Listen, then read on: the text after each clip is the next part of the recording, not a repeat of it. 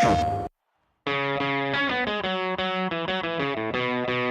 baseball fans, this is Luis Martinez from the MLB dev team. In this edition of MLB 13, the show's video blog, we'll be looking at the evolution of franchise mode. This year, we went back to the basics and made the mode about player development. We rebuilt our scouting and drafting systems, as well as training and player progression. It all comes together with our improved menu system, which keeps you up to date on everything that's happening around the league. Let's start by looking at some of these elements. Our info panel on the right side of the screen is now tied to the menu you're highlighting. So in Home, you'll be able to see all of your scouting and budget information, broken down by player and staff salary. And speaking of budgets, we made the system much more dynamic.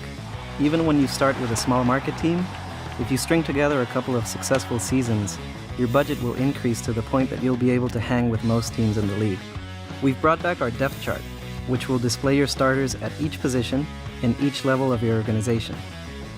We think the depth chart will be very useful when trying to make mid-season decisions about what players to call up and who to send down. This brings us to the new Acquisition Updates panel, my personal favorite. Once the season gets underway, this panel will display all the players rumored to be traded, as well as the players you're looking to trade and the positions you're seeking.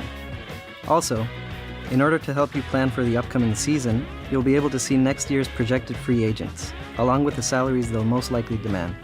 Another addition is our all-new franchise ticker bar.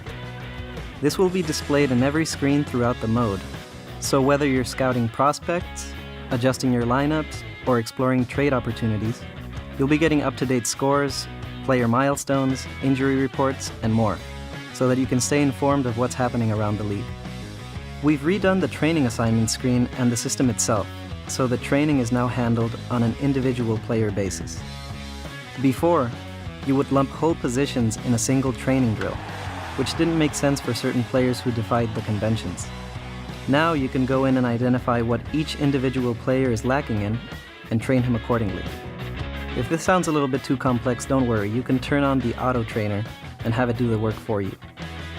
As you cycle through a player's available training drills, you will see the attributes affected by it turn green at the top of the screen, so you know exactly what's being improved upon.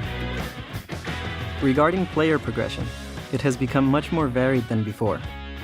In the past, players wouldn't hit their primes until their 30s, and you would see older players remain very highly rated for a long time. Now, you see a nice mix of players in their early to mid-20s become superstars, and you will likely not see many 40-year-old all-stars. Scouting has gone from being an afterthought to one of the centerpieces of franchise mode. When you first enter the scouting screen, you will see a list of blue-chip players which are already fully scouted and well-known throughout the league. They are some of the best players available and should be your first-round targets. These guys are obviously a small percentage of the draft-eligible players, so it's your job to go discover and scout the lesser-known amateurs.